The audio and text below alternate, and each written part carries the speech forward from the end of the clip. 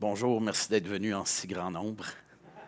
Je suis Frédéric, mon collègue spécialiste technique, Systems Engineer, spécialiste Pat est avec moi. Euh, Exagrid, qu'est-ce que c'est? Stockage de backup, seulement pour les backups, rien d'autre. Compagnie fondée il y a un peu plus de 15 ans. Euh, on a une architecture complètement unique au monde. Ça se compare avec rien d'autre. Je vais vous en parler. Maintenant, au-dessus de, tu vois, j'aurais dû, rendu à 4400 clients aujourd'hui et on compte. On est dans plus de 80 pays. Municipalité, on a la ville de Granby, la ville de Val-d'Or, la ville de Montmagny. Santé, on a le CC, je me rappelle plus comment. Santé, services sociaux de la baie James. Je pense dans la santé, c'est ça. Je ne suis pas sûr. Des très gros clients, des moins gros clients. On s'assoit derrière, ça c'est Gartner, c'est des clients existants qui vont voter, donner leurs impressions. 4,7 étoiles sur 5, 99% recommandent Exagrid. On supporte plus de 25 logiciels de backup. J'étais sous l'impression qu'on supportait vRanger, ça a l'air que non. Par contre, choisis là-dedans, il y en a 25. Je te dirais que les deux les plus d'actualité, les plus modernes, qui se vendent bien aujourd'hui, c'est Veeam et Commvault. NetBackup est là, il est sous le logo de Veritas. On a un client ici derrière, IHR Télécom, qui utilise du Veeam à Exagrid. Ça va bien? Excellent. Grosso modo, la plupart des stockages pour le backup on-prem se divisent dans deux catégories. Pour la plupart, parce qu'il reste encore le cloud, le tape, d'autres techniques, mais c'est surtout du stockage primaire. On appelle ça du straight disk. C'est du stockage. Ça peut être un serveur, un NAS, un SAN, nommez-les. Grosso modo, fait aucune opération sur le disque à part d'écrire la donnée sur le disque. Fait qu'encore beaucoup de clients utilisent ça. Et il y a les inline deduplication appliances pour ceux qui gardent des weekly, des monthly, des annuels, donc les données à répétition, on les garde longtemps. Ça fait une montagne de données. Fait que la déduplication va réduire à tout ce qu'il n'a jamais vu et le reste va mettre des pointeurs. Ça fait un data reduction, ça prend moins de U, ça prend moins d'électricité, ça prend moins de stockage, moins d'espace. Les deux ont des avantages, les deux ont des désavantages. Les deux ont le désavantage d'être vulnérables au ransomware. On va parler un petit peu plus de ça aujourd'hui. C'est vraiment la sauce secrète de l'architecture unique qui est Exagrid.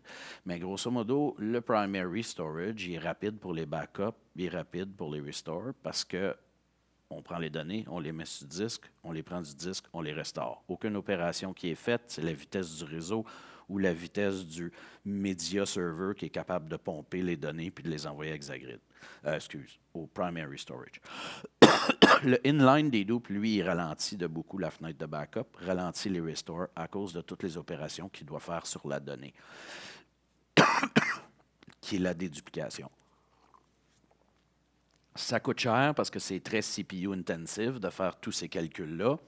On doit maintenir une base de données de déduplication qui, elle, doit être capable de faire des I.O. très rapidement pour aller comparer les données. Donc, ça ralentit tout. Et pour la plupart, ça scale mal parce que c'est un front-end controller. On rajoute des tiroirs de disques, à m'amener c'est plein. Il faut faire un forklift upgrade, carrément changer le système, aller à un plus gros contrôleur. C'est immanquable. Hein? À chaque fois que je commence à parler. Je dois pas fumer assez.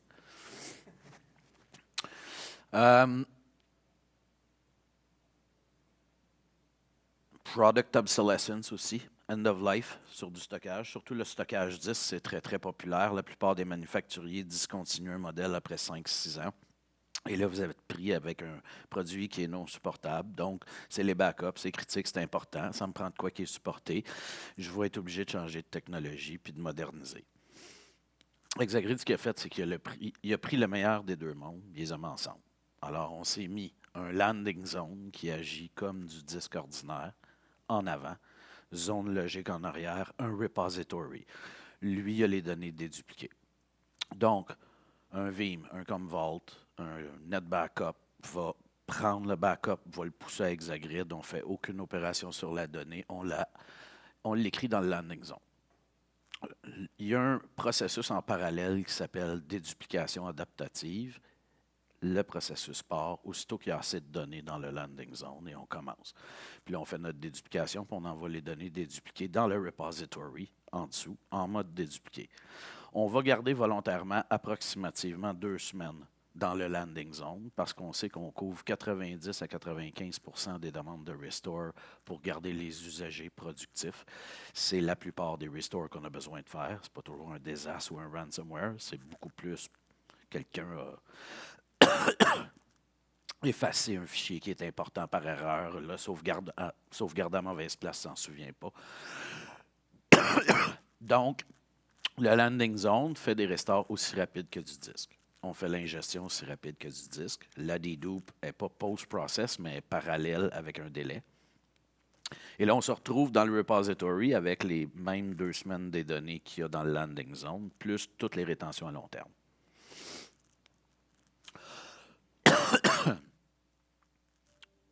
C'est une configuration scale-out. Un hexagrid non modifiable. Il y a les CPU qu'il y a, la mémoire qu'il y a, la quantité de disques qu'il y a. Quand il est plein, on ajoute un deuxième hexagrid. On vient le pairer avec le premier. La plupart des solutions de logiciels à la Veeam comme VaultNet Backup, ils ont une façon de dire je vais faire le load balancing entre les différents appliances. Nous autres, on peut scaler jusqu'à 32 appliances. Fait que tu n'achètes jamais la mauvaise boîte. Tu as mal sizé. Elle est trop petite, rajoute-en un autre. Encore trop petit, rajoute-en un autre. Puis, un Veeam, ça s'appelle Scale Out Backup Repository. Lui, il va faire l'automatic balancing entre les différents hexagrids. On a la même chose chez Commvault, Spill and Fill, PatNet Backup. Je crois qu'il y a une fonctionnalité qui va distribuer à travers les différentes appliances. Ça s'appelle single backup pool. Le nomenclature, je m'en souviens pas. C'est la même fonctionnalité. Et on a un Ransomware Recovery Solution. Je pense que. Oui. Aussi, on peut faire des backups d'Oracle aussi directement par Exagrid. Et Arman Channels d'Oracle pour faire en sorte qu'on fait le load balancing aussi de la même façon. Et on a un Ransomware Recovery Solution qui est vraiment la sauce secrète.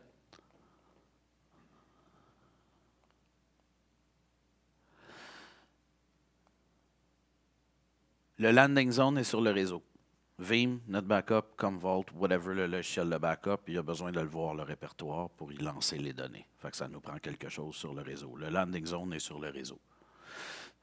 Comme le landing zone a les données en mode hydraté et non dédupliqué, ben on est capable de booter directement du landing zone, faire du instant VM recovery très, très rapidement, vMotion later. Ou si vous voulez tout simplement le restaurer à l'endroit d'origine, vous pouvez faire ça également, mais c'est très, très rapide parce qu'il n'y a pas de réhydratation à faire sur la donnée. La beauté, c'est que le repository tier est invisible de Veeam, il est invisible de tout le monde sur le réseau, il est invisible de l'administrateur de backup. OK?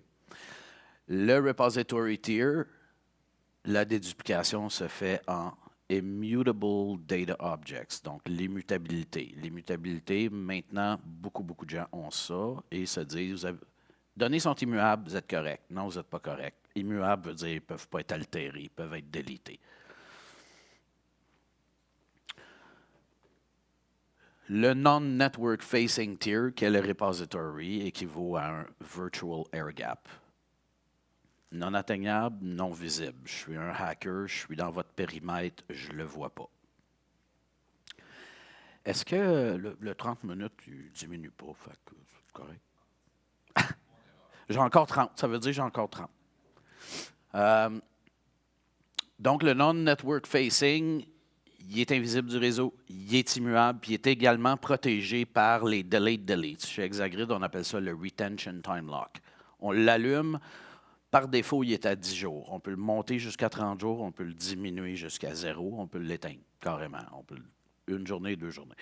Ça protège contre quoi? Ça protège contre je suis hacker, je suis à l'intérieur de votre périmètre et je sniff, je trouve le user admin password de Veeam, je rentre dans Veeam, je passe une commande d'effacer toutes les rétentions, toutes les backups. Automatiquement, il va disparaître de Veeam, des index, tout le kit.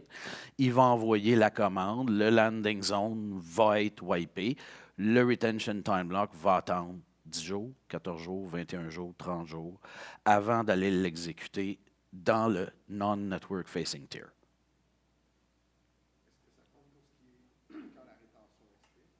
C'est valide pour tout. Oui. Parce qu'une expiration, c'est une commande de Veeam. Nous, on n'a pas tu sais, tu dis, mon annuel, je veux le garder 3 ans. Bien, au bout de 3 ans, moi, je ne le sais pas. Veeam va m'envoyer une commande de dire, il y a 3 ans de delete. Fait que je ne sais pas si c'est une commande malicieuse ou une commande legit, donc je retarde tout. À chaque semaine de retention time lock, donc 7 jours, 14 jours, 21 jours, 28 jours, à chaque semaine, ça coûte entre 2 et 2,5 % d'espace supplémentaire quand on fait votre sizing. Fait que quand même, garder 4 semaines, c'est 10 % plus de repository. Je pense que c'est pas cher payé pour pouvoir avoir cette protection-là. C'est vraiment le retention time lock qui sauve nos clients. On est quelque chose comme 75 clients à travers le monde qui ont vécu une attaque au ransomware, que les données ont été wipées, que les backups ont été attaqués. Ceux qui suivent les meilleures pratiques du guide, parce qu'on a un guide de meilleures pratiques. Il faut que tu enables le two-factor authentication, il faut que tu enable ci, enable ça. C'est pas très compliqué, c'est très, très clair dans la console de gestion. Quand toutes les best practices, on en a vécu un cas, un cégep au Québec, il y a... C'est pas l'été passé, là, ça doit faire 2 ans. 2 ans. Et ils ont tout récupéré leurs données grâce à un Hexagrid. Là, je pense que ta question, ça a peut-être un rapport avec, mettons, si on a un client qui a un Hexagrid qui est rendu quand même plein, puis ils veulent faire de la maintenance du clean-up pour récupérer de l'espace. À ce moment-là, on peut travailler avec le support, baisser le retention time lock, laisser le clean-up arriver, comme ça, le réaugmenter. On peut faire ça aussi si jamais il y a besoin.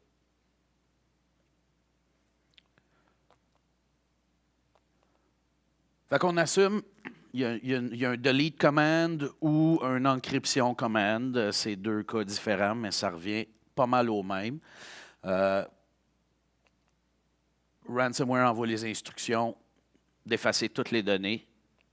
Le landing zone disparaît. Il est sur le réseau. Il n'y a pas de retention time lock. Il est aussi vulnérable que du straight disk dans n'importe quelle entreprise ou un dedupe appliance. Même affaire. Ensuite de ça, lui, avec les delayed deletes, il est intact, il est immuable. On restaure à partir de là. Fait que dans un monde, comment ça se passe vraiment? Ben, Veeam a été démoli, son index, il ne voit plus rien. Commvault, même affaire. NetBackup, même affaire. Ce qu'on va faire, c'est qu'on va geler le Hexagrid. On va faire un rescan au logiciel. Typiquement, le logiciel, il sauvegarde sa config, ses users, ses administrateurs, tout. On va restaurer ça et on va faire un scan pour voir le dernier backup le plus récent qui a été complété, qui est assis là, qui est complet. Et là, c'est lui qu'on va passer nos commandes de restore. L'architecture scale-out, assez facile à comprendre, je l'ai expliqué, mais qu'est-ce que ça fait? Bien, ça sauve beaucoup d'erreurs de prévision. On choisit le Single Front-End Controller en haut à gauche, et là, lui, il nous le dit dans les specs. Il supporte tant de disques. Après ça, il est plein. Fait qu'on dit, OK, on va le saisir pour 5 ans, parce que je veux que mon contrôleur, c'est lui qui coûte cher, c'est pas beaucoup l'espace. Je veux qu'il me t'offre 5 ans. Tu fais une acquisition. Il y a quelqu'un au marketing qui arrive avec un projet, puis ça rajoute 80 terabytes de données. Boum, tu t'offres plus 5 ans. Fait que là, il va être plein après 3. Fait que là, tu es obligé de scraper ton contrôleur ou tu pars une deuxième île d'informations à côté, séparée, qui ne se déduplique pas avec l'autre. Alors là, il faut que tu balances 2 systèmes, de dire, bien, ces backups, je l'envoie dans le système A, ceux-là dans le système B, ça devient un peu plus compliqué à gérer. Avec Hexagrid, tu rajoutes. Et ta fenêtre de backup, elle n'allonge pas. Je prends l'exemple du scale-up, puis je dis, c'est une Ferrari, mettons 12 passagers. Elle fait le 0-100 en 4 secondes. Rajoute 12 passagers dedans, elle ne fera plus le 0-100 en en 4 secondes, a le même moteur, est plus lourde. Ben, avec Exagrid, tu rajoutes 12 personnes dans l'auto, tu rajoutes 12 moteurs en avant. Fait que la fenêtre de backup reste la même. La performance est linéaire à travers le temps. On peut scaler jusqu'à un full de 6 pétabytes. Et 15, 18 copies de ce full-là. Si la dédoupe, les données vous permettent de faire du 15 pour 1, 18 pour 1. On a une moyenne d'à peu près 14 pour 1 chez notre clientèle. Ça dépend de la nature des données, ça dépend du nombre de copies que tu gardes, beaucoup de variables pour la dédoupe. Réplication Exagrid, on enable la réplication de Exagrid. On peut faire la réplication au niveau de notre backup, on peut la faire au niveau de Veeam, on peut la faire au niveau de Commvault. À ce moment-là, tout ce que je vais dire ne s'applique pas nécessairement. Mais quand tu le fais Exagrid à Exagrid, je ne réplique pas le landing zone. Ce qui fait que je réplique le repository. Tu as toutes tes copies. Tu as toujours un air gap, tu as toujours l'immutabilité, tu as toujours le retention time lock sur la deuxième machine, mais tu n'as pas le 2 semaines de données hydratées. Ça nous permet d'avoir un deuxième système qui est approximativement la moitié de la grosseur. Parce que le landing zone est typiquement à peu près 50% de la grosseur de la machine. Donc, tu sauves de l'argent. On envoie juste les données dédupliquées, donc tu peux faire jusqu'à du 50 pour 1 de bandwidth savings quand tu répliques, parce que tu n'envoies pas toutes les données, tu envoies des pointeurs d'une base de données, tu envoies juste les données qui n'ont jamais été vues auparavant. On peut répliquer dans un deuxième Exagrid, dans un hosting, un colo, chez un partenaire qui possède du Exagrid puis qui loue de l'espace dans leur Exagrid. Ou dans un cloud, parce qu'AWS puis Azure, il y a une instance virtuelle de Exagrid qu'on peut installer dans une VM, puis lui, il va agir en tant que catcher d'une réplication des données. Avec tout ça, on a une longue ribambelle de sécurité. On parle d'immutabilité, de retention time lock, d'un air gap, mais on a tout le reste également. 80% de notre recherche et développement, depuis que je suis là, un peu plus de 5 ans, vont tout le temps à l'aspect sécurité. Le reste, c'est du product enhancements. Chose intéressante, le Security Officer Role, ça, c'est quelqu'un qui doit absolument aller approuver suite à un administrateur qui dit « Moi, je ferme le retention time lock ». Wow, t'as une minute, là, c'est un gros move de sécurité, ça, qui nous dit que ce n'est pas un hacker qui est en train d'essayer de fermer le retention time lock pour que les données s'effacent tout de suite. Le security officer, on vous demande de nommer quelqu'un d'important dans l'entreprise, pas nécessairement technique, pas un admin TI nécessairement. Lui, il va juste aller questionner les bonnes personnes et dire « Hey, on me demande si je suis d'accord d'aller fermer le retention time lock. Oui, je veux faire du ménage, boss, je le rallume dans 2 jours, tout va être bon, mais là, je veux cleaner des données, j'ai besoin d'espace. » Ou si, non, je ne suis pas au courant. Bon, ça veut dire qu'il y a quelqu'un qui a essayé de fermer le retention time. Fait que le security officer, toutes les grosses décisions sécuritaires importantes pour le Exagrid, il doit aller se loguer en two-factor authentication, puis lui aller approuver ça. Sinon, ça ne passe pas. Fait que c'est comme, tu sais, pour lancer une bombe nucléaire, ça prend 2 gars avec chacun une clé qui tourne en même temps, sinon ça ne se passe pas. C'est trop important comme décision. Le support très, très, très connu chez Exagrid, c'est un des meilleurs features, c'est l'expérience client. Vous achetez un Exagrid, on vous assigne un Level 2 Support Engineer, vous avez son nom, numéro de téléphone, adresse courriel. Vous parlez toujours avec la même personne. S'il y a une urgence le soir de Noël, puis il est parti chez eux, lui il est en congé, bien, il y en a d'autres Level 2 qui sont en stand-by, ils sont là. Ils vont prendre votre appel, ils vont vous aider. Mais en temps normal, un upgrade de firmware du Exagrid, c'est lui qui a la responsabilité. On le cédule dans l'agenda, il dial in, tu mets tes jobs de backup sur hold, il dial in à 9 heures, il texte ou il t'envoie un email, puis il dit c'est terminé, tu peux résumer tes jobs de backup. Si vous ajoutez un deuxième Exagrid à votre premier Exagrid, puis allez configurer le load balancing de Veeam, NetBackup ou autre, bien, notre ingénieur va tout faire ça pour s'assurer que ça fonctionne bien.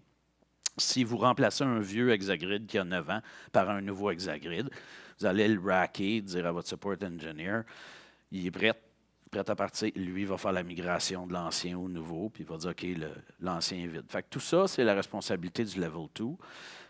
Ça, chez certaines grosses compagnies de stockage, on appelle ça un Technical Account Manager. Ça coûte 140 000 par année, ce service-là, avoir quelqu'un dédié au compte. Évidemment, il y a d'autres clients. Il n'y a pas juste vous, là. Par contre, il est spécialisé dans les backups parce qu'Exagrid ne fait pas de stockage pour des sites web. Ils ne font pas de file server. Exagrid, ils font du stockage pour les backups. On supporte 25 logiciels. La plupart de nos ingénieurs en connaissent 6-7, pas mal de fond en comble. Fait que tes Veeam, on va te assigner un qui connaît Veeam. Tes NetBackup, on va te assigner un qui connaît NetBackup. Fait qu'ils ont tous 4, 5, 6 spécialités. Certains de nos seniors n'ont encore plus que ça. Mais bref, on va vous donner quelqu'un qui connaît votre logiciel pour ne pas qu'il y ait du finger pointing entre le support logiciel et le support du stockage. Bon, ça ne vous intéresse pas qu'on ait du support partout à travers le monde, mais on en a à l'heure de l'Est. Ça va être notre call center à Boston. Self-installable, tu rack, tu connectes au réseau, tu plugues dans l'électricité, tu appelles ton support. On s'occupe du reste. On te prend par la main jusqu'à temps que les backups fonctionnent. Hardware replacement, next business day. Call home, tout est redondant, sauf le châssis lui-même, là, le motherboard. Là. Les 10, c'est RAID 6 hot spare. Les fans, c'est dual hot swap. Les power supply, même chose. Il appelle chez Exagrid. Si l'appel rentre avant 3 heures PM, heure de l'Est, il y a une pièce sur un truck de FedEx le lendemain matin. On a des parts depot un petit peu partout à travers le monde. Fait que normalement, c'est Next Business Day Delivery, à moins que tu sois dans le fin fond du champ des murmures, parce qu'on en a des clients qui sont dans le fin fond du champ des murmures. Eux autres, ça peut être un peu plus long, ou on a un client que ça a pris 3-4 jours parce qu'il était dans le fond du champ. On lui a shippé une fan, un power supply, un disque. On a dit, mets ça sur une tablette. Mais que ça lâche, le call home va nous appeler, on va vous en shipper une pareille. Ça va aller remplacer celle qui est sur la tablette. Toi, fais le swap tout seul, tout de suite. Tout le logiciel, il n'y a pas de licence à tracker. La réplication, le air gap, le retention time lock, tout ça, il n'y a pas une liste de software. Celui-là est payant, c'est un feature payant. Tu n'as pas de liste de features. Tu as ton Exagrid, tu es sous support, tu as 100% des fonctionnalités de la machine. Tu n'as pas besoin de tracker. Ah, ça, je peux-tu faire ça parce que j'ai-tu payé pour? Il n'y a pas des frais cachés. Là. Ah, tu voulais répliquer au deuxième site. C'est 4 000 de plus. Non, il n'y a pas de frais cachés avec Exagrid. En plus, on a le Health Status Monitoring, fait que ça envoie du metadata chez Exagrid une fois par jour. Nous autres, on passe à travers des scripts de problèmes connus. Fait qu'on est capable de prévenir des fois que quelque chose s'en vient. On est capable de dire, oh, ton taux de déduplication est passé de 14 pour 1 à 1 pour 1. Signe que peut-être tes données sont encryptées. On peut-tu aller voir? Ce genre de choses-là. Aucun frais caché. C'est pourquoi on a un Net Promoter Score de plus 81. Ça, c'est une échelle de moins 100 à plus 100. Quand tu fermes un appel de service, l'étiquette est fermée, il est résolu. Tu reçois une question de la firme qui font les NPS, puis c'est tu recommanderais-tu Exagrid? Tu dis non, c'est moins 100. Tu dis oui, c'est plus 100. Fait qu'à plus 81, on comprend le concept.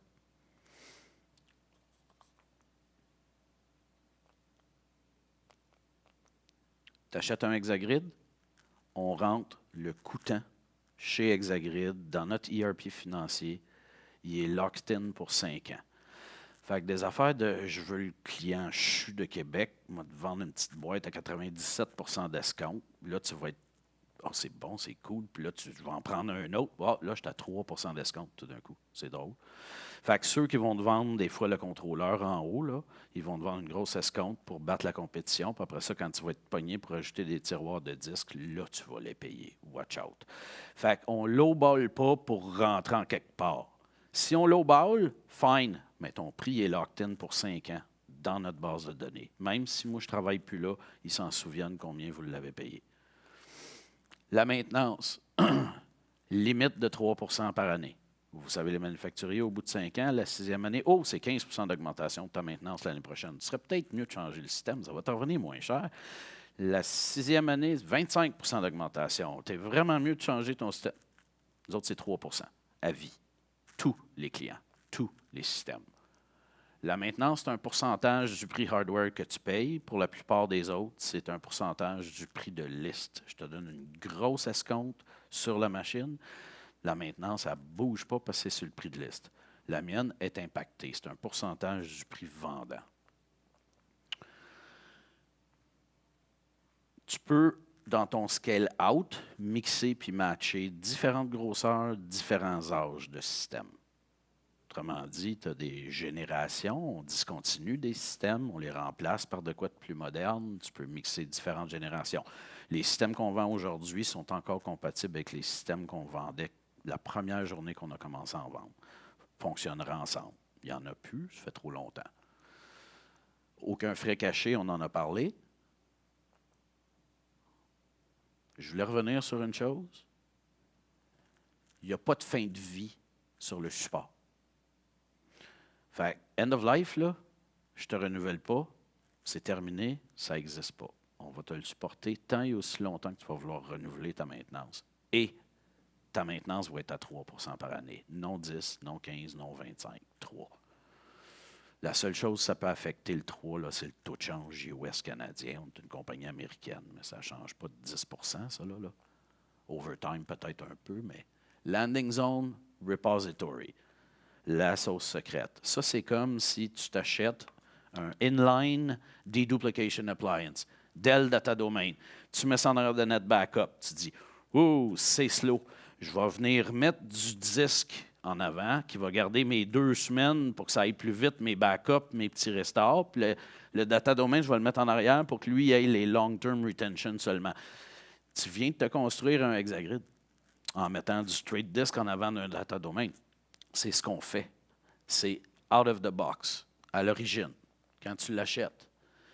La sécurité, évidemment, le repository est immuable, air gap, protégé par le retention time lock. Le scale-out system, donc pas de mauvaise surprise, je grossis beaucoup plus vite que ce que j'avais prévu. Je fais une acquisition. Si ce n'était pas au budget, bien, ça va te prendre de l'argent pareil d'acheter un autre Hexagrid. Là. On ne vous le prêtera pas, on ne vous le donnera pas. Par contre, tu n'as pas besoin de changer le contrôleur. Tu n'as pas fait une erreur monumentale sur le sizing original. Lowest cost over time. Des fois, on n'est pas toujours le moins cher pour rentrer le premier système. Parce qu'on ne vous undersize pas, c'est Pat qui fait les sizing. On les garantit, nos sizing. Si tu gardes telle rétention, tu grossis tant de pourcents par année, tu as tant de pourcentage de données qui ne dédupliquent pas parce que c'est de l'audio, vidéo, something like that. Tu grossis à 15 % pour combien de temps tu veux que je te le size? 3 ans, tu ne veux pas avoir à racheter, boum, on te le sort, c'est ça le système que tu as besoin. Si tu suis ces rétentions-là, cette croissance-là, puis il n'y a pas de mauvaise surprise sur ce que. On sait que c'est difficile, vous n'avez pas de boule de cristal pour le sizing, mais si vous avez suivi les paramètres pour lesquels on vous a sizé, puis vous manquez d'espace à la moitié du temps, we're on the hook. J'ai déjà vu Hexagrid shipper des systèmes gratuits chez des clients. Le Technical Account Manager rentre dans le Total Cost of Ownership parce qu'on fait la résolution de problèmes beaucoup plus rapidement de cette façon-là. Comme on est juste dans le stockage de backup, on ne vous posera pas la question à quoi que sert ton stockage. Là. On ne part pas avec une compagnie qui stocke n'importe quoi pour n'importe quelle utilité. C'est bien correct, ça, mais ce n'est pas purpose-built pour les backups. Nous autres, c'est ce qu'on est. Fait qu'au support, on parle rien que de backup quand on reçoit un téléphone. No end of life sur le support, ça rentre dans le lowest cost. Tu peux le stretcher 8, 9, 10, 11 ans, ton système. À 3 % d'augmentation de maintenance par année, très prévisible, très peu cher, très peu d'augmentation. World Class Support, on en a parlé.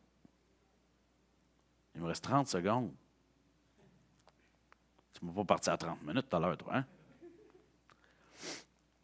On est au kiosque 219, entre le gros de ITI au centre puis celui de Veeam, là. Passez nous voir. On a emmené des caisses de bébelles qui servent à des choses, d'autres qui servent à rien. Venez d'en chercher. On ne veut pas en ramener à la maison à la fin de la journée, s'il vous plaît. Hey, merci. Bonne journée au City.